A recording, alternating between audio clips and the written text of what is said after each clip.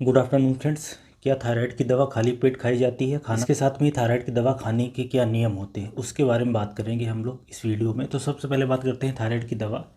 ये हाइपोथायराइडिज्म हम लोग बोलते हैं, मतलब थायराइड हार्मोन का लेवल शरीर में कम हो गया, उसमें दवाई दी जाती है लिवोथायरॉक्सिन, जो कि T4 होती है। दो तरह के हार्मोन निकलते हैं, T4 और T3। यूजली जो दवाई दी जाती है सप्लीमेंट के रूप में वो T4 होती है, लिवोथायरॉक्सिन होती है।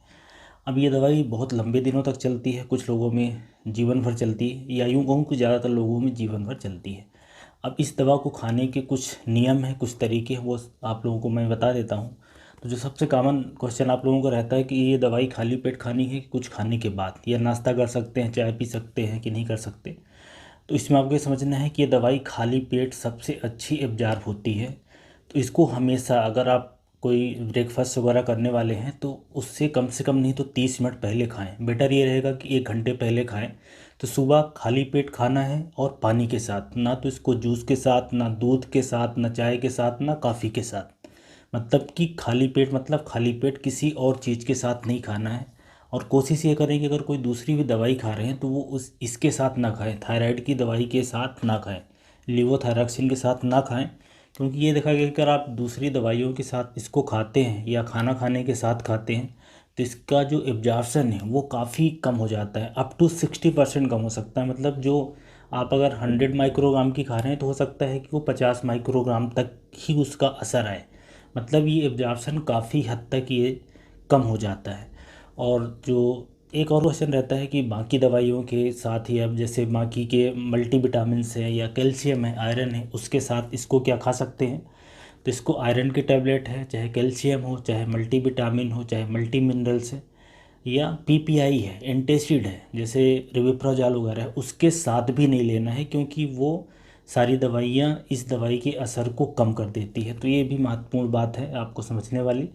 उसके अलावा इस दवाई को रखने का भी तरीका है कि इसको कूल ड्राई प्लेस पे रखें, जहाँ पे मॉइस्चर ना हो, ज़्यादा सनलाइट इस पे डायरेक्ट सनलाइट ना पड़े, या बाथरूम अगर आसपास का एरिया जहाँ से सीपेज आ रहा है, मॉइस्चर आ रहा है, तो ऐसी जगह पे नहीं रखना है। और ऐसी इसकी जो बॉटल है वो भी अलग आती है, जो एक तरीके से ट्रांसपेरेंट ना हो, उसमें इसको रखना है। ये भी एक महत्वपूर्ण बात है आपको जानने वाली। एक और महत्वपूर्ण बात है कि अगर दवाई की आप ब्रांड चेंज करते हो, जैसे लिवोथायरॉक्सिन किसी एक कंपनी का ले रहे हो, फिर अगर दूसरी कंपनी का आप चेंज करते हो तो उसके असर में थोड़ा सा अंतर आ सकता है। अलग अलग ब्रांड नेम की दवाई भले ही सेम क्वांटिटी की हो, तो आपको अपने डॉक्टर को इन्फॉर्म करना है। और जो आखिरी सबसे महत्वपूर्ण बात है थायराइड की दवा लेते समय, कि अपने से कभी भी दवाई नहीं बंद करना है। डॉक्टर की सलाह के बाद ही, जांच कराने के बाद, लक्षणों को देखने के बाद ही। क्योंकि कई बार ऐसा होता है कि पेशेंट को, उनको बहुत ज़्यादा दवाई चालू रखने पे या दवाई बंद करने पे बहुत ज़्यादा अंतर समझ में नहीं आता। लेकिन अगर आपको ज़रूरत है, थायराइड हार्मोन आपके शरीर में कम बन रहा है, भले लक्षण ना आ रहे हैं, लेकिन ये लंबे समय में नुकसान कर सकते हैं। तो ये कुछ महत्वपूर्ण बातें हैं जो थायराइड की टैबलेट लेते हैं जो लोग, उनको ये ध्यान रखनी है।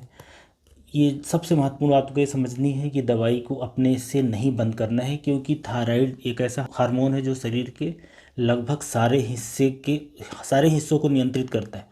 उसके डेवलपमेंट में, एनर्जी यूटिलाइजेशन में, चाहे ब्रेन की हेल्थ हो, चाहे मसल्स की हो, चाहे हड्डियों की हो, चाहे हार्ट का फंक्शन हो, चाहे ब्रेन का फंक्शन हो, इन सब में थायराइड की ज़रूरत होती है। इसलिए अगर किसी डॉक्टर ने रिकमेंड करा है, शरीर को ज़रूरत है, तो कंटिन्यू लेना है जितनी अमाउंट आपको चाहिए होता है।